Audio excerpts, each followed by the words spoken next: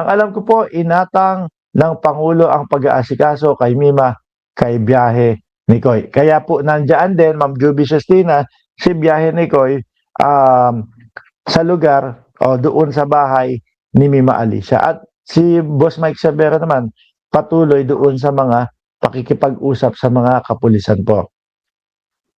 So, by the way, no, kasi pwede ko namang sabihin, pwede ko na sabihin kasi meron na pong representative yung kabilang side nung nakuhanan po ng gamit. So alam nila yon na nakuha na po. May nakuha po silang dokumento na Ayan. pinautang po ni Alicia. Oo.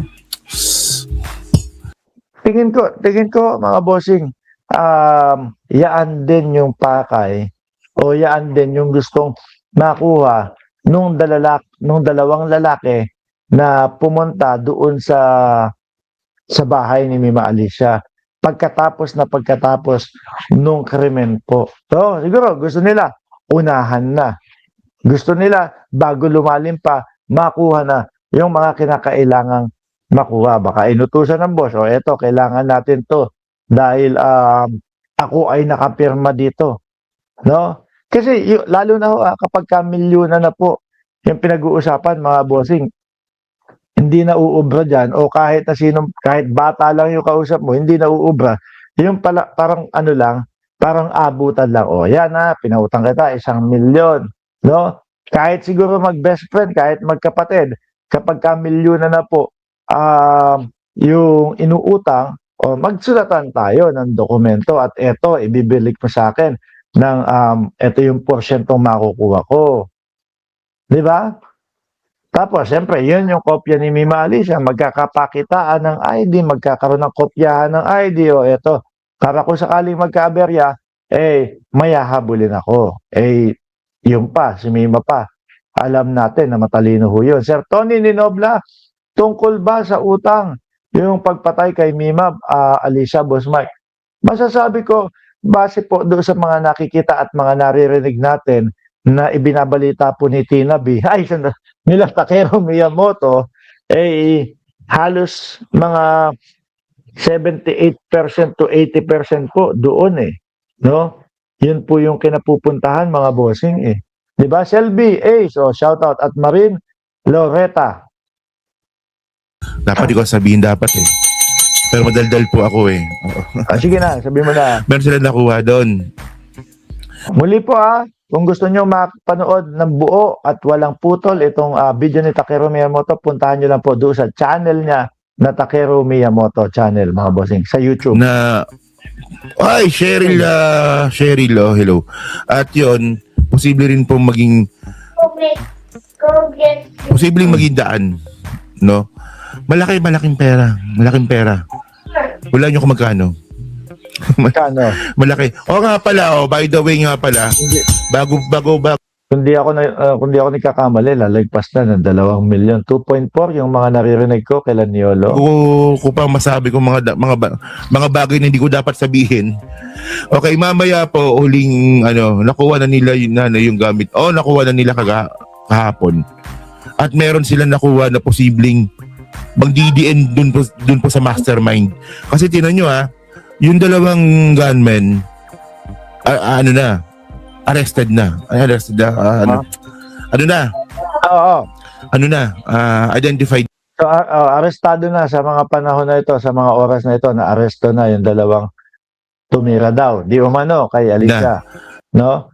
Naipakita na din yung muka. Sabi ni Gilberto Pineda, bakit medyo blurred ka? Oo, pasensya na po kung medyo blurred. Dahil po wala naman tayo sa natin sa bahay at wala po tayo sa ating studio na makalat. Nandito tayo sa hotel po, mga kababayan. So syempre, hindi tayo matatapos doon. Dapat malalaman din natin kung sino yung nagutos. Okay. Alam ko kung saan mo nakuha yung 2.4 million. 2.4 million, oo. Pero hindi lang yan. Mas malaki pa dyan. Oo. Kasi yung 2.4 million na yan, yung nag-splok niyan, malamang nakuha nyo yan kay Nyolo, no, nung may in-interview si Nyolo, malamang doon niya nakuha yan. Oh, nadulas meron nadulas Oh. Sa amin di games, musika at iba pa. Di ba binigyan na kayo ng tip ng manghuhula? Sipag ni Takero, huwag niyong patakasin yung scammer at BF ng friend nyo. Ayan. Hindi po kasi tayo pwedeng mag-rely mismo doon sa manghuhula eh. Ano po, hindi po pwedeng panghawakan yun at hindi. Kumbaga, baka pag yun yung pinokusan lang po, mapunta at mapunta at mapunta yung kaisipan ng mga mag-iimbestiga doon. At yung iba pang posibilidad po, possibility, baka maano po, ma-disregard po. Sabi ni Music Stories, kailangan talaga mastermind ang mahuli. Correct po? 2.4 million, tapos meron pang iba. Oo. Mhm. So, malalaman nyo kung ano talaga yung naging Nandiyan na din si Bostato, oh. sabi ko na sa live ni Nyolo sabi ko na ayan na, sabi ko na kung saan yung nakuha yung 2.4 million. Oo. Actually, hindi siya ibang tao. Isang tao lang. Mhm. Oo, isang tao lang. Isang tao lang. Oo. 2.4 million plus meron pa. Ano, 2.5 million plus meron pa. Ang laki na nun. Ano? Ang dami ng plus meron pa nun, Takero. Oo. Related ba sa politics? Sinasabi ko na po sa inyo, hindi. Hindi po ito related sa politics, kaya hindi kami kinakabahan about politics.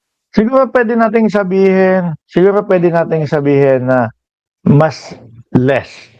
Ano po? Mas less yung porsyento tungkol sa politika. Kasi po, kahit pa paano, meron pong, actually, mas madami nga yung yung nagbabanta sa politika Ano po, madami yung mga, dyan pa lang sa mga comment section, hobby po nila o panangga po nila or pambala po mga kababayan or pangdepensa ng mga DDS yung yung magbanta sa buhay ng mga hindi parehas ng paniniwala nila sa politika. Pag naiipit na po, pagka inis na busit na, dahil nga hindi sila makabalik, hindi sila maka-restback doon sa mga ipinapaliwanag ng mga vloggers na sumusuporta kay Pangulong Bongbong Marcos, ang gagawin na lang po nila ay, eto na susunod. Ikaw na ang susunod.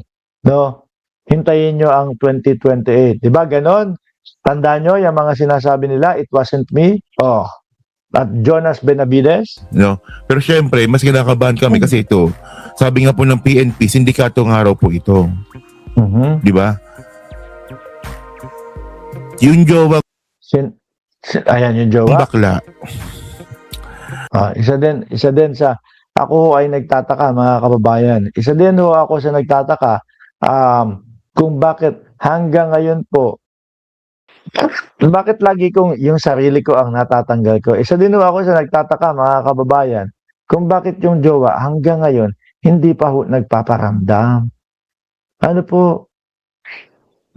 Balikan lang natin yung video ni Nyolo, ha?